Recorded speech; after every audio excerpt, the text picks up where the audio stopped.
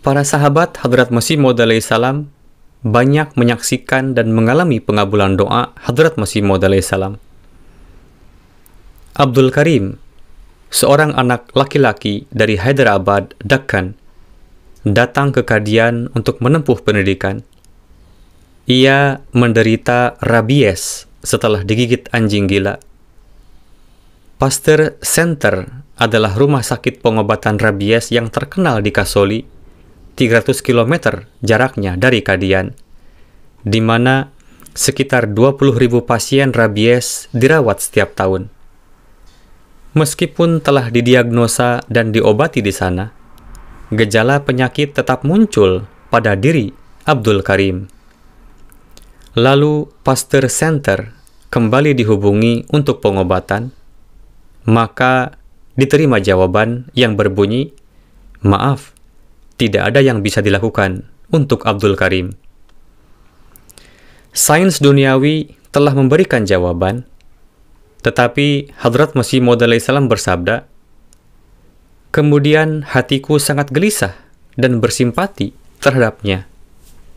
Berkat doa-doa Hadrat Masih Maud alaihissalam yang penuh keperihan, Abdul Karim tidak hanya diselamatkan oleh Allah Ta'ala dalam corak mukjizat, bahkan Abdul Karim yang berada di ambang kematian itu hidup hingga 28 tahun setelahnya.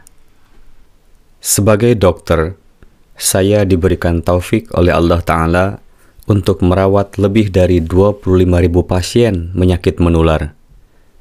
Saya dapat mengatakan dengan yakin bahwa bahkan pada masa ini, 120 tahun kemudian, ketika pasien rabies yang tidak divaksinasi menunjukkan gejala, maka kematian adalah 100% hal yang pasti.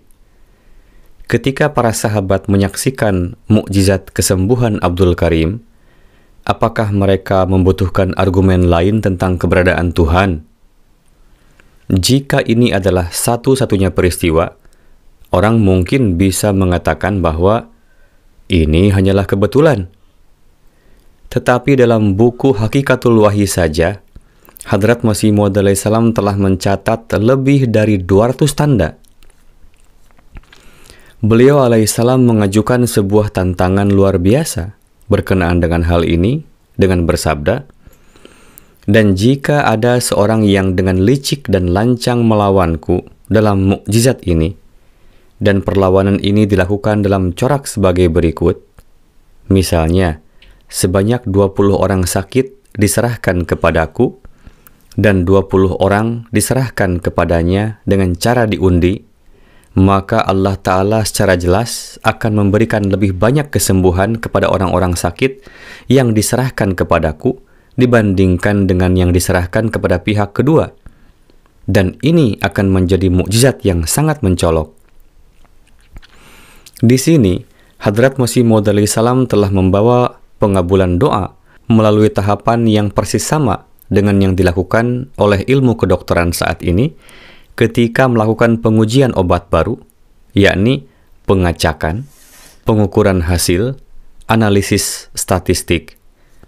Bedanya adalah dengan mengamalkan sains doa ini, tidak hanya mendapatkan kesembuhan, tetapi juga meraih Tuhan yang hidup. Ini adalah suatu resep yang sedemikian rupa luar biasa untuk mencapai hakul yakin, sehingga para khadim beliau alaihissalam pun mendapatkan pengalaman akan wujud Tuhan yang maha hidup.